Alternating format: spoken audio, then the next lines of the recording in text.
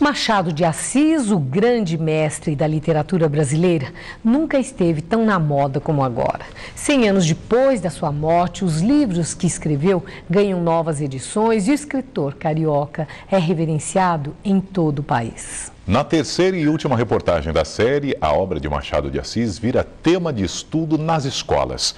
E artistas usam os próprios romances, contos, crônicas e poesias do mestre para homenagear um gênio imortal.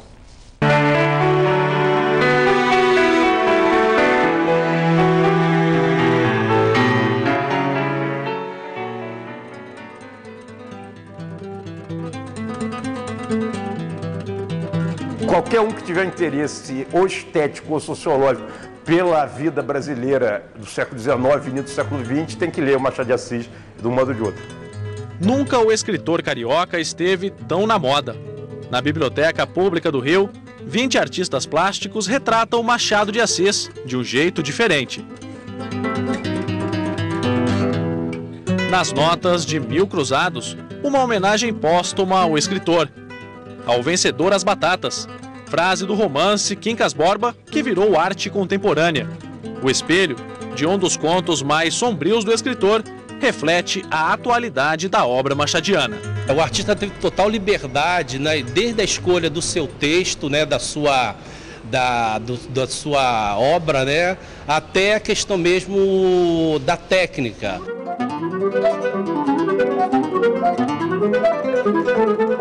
Já com 16 anos ele começou a publicar seus poemas, não é isso? E ele se tornou um homem, uma pessoa culta. A aula é sobre um certo autor romancista, cronista e ensaísta, para não dizer o restante da lista, que é extensa, foi escrita no século XIX e ainda é capaz de cativar alunos de todas as idades. A partir do momento que eles passam ali a obra do Machado de Assis, eles têm conhecimento do que acontecia na cidade naquela época. E, além de tudo, eles têm contato com o que vai pelo interior, na mente dos personagens. Porque o Machado de Assis não é um escritor que tenha muita ação. Já faz mais de um ano que esse grupo de estudantes vem aprendendo sobre a vida e a obra de Machado de Assis. Bom, quais são as principais peculiaridades que vocês aprenderam sobre a obra dele?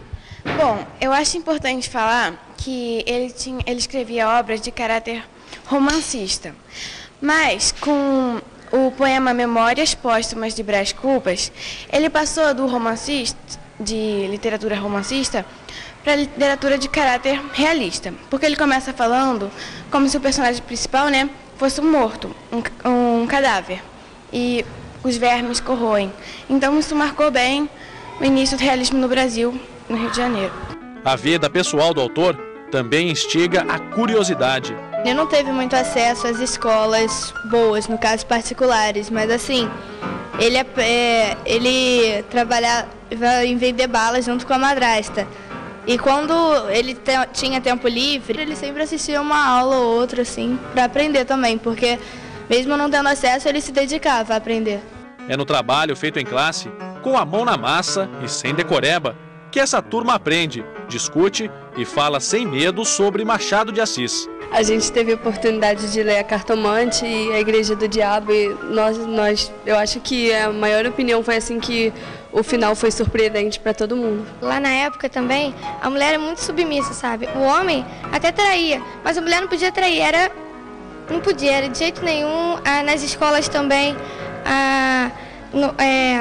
os alunos, a relação de aluno e professor era muito rígida, ninguém falava nada, ficava todo mundo quieto e é muito diferente agora, né? E o rapaz doente, raquítico e gago, que se tornou um dos maiores escritores da literatura brasileira, é um exemplo que todos por aqui querem seguir. O que a gente vai levar daqui para frente é um exemplo de vida, um exemplo de escritor. Foi perfeito o que ele fez. Em São Paulo, a obra versátil de Machado de Assis cabe dentro de uma caixa. De um lado, o ator, do outro, o público. A peça é um trecho do conto O Espelho, de 1860.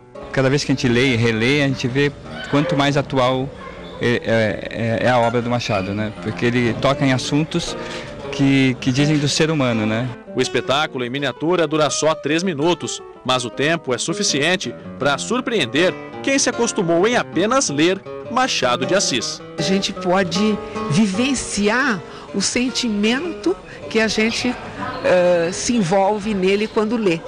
Né? E isso é muito rico, porque mexe com as coisas da nossa existência.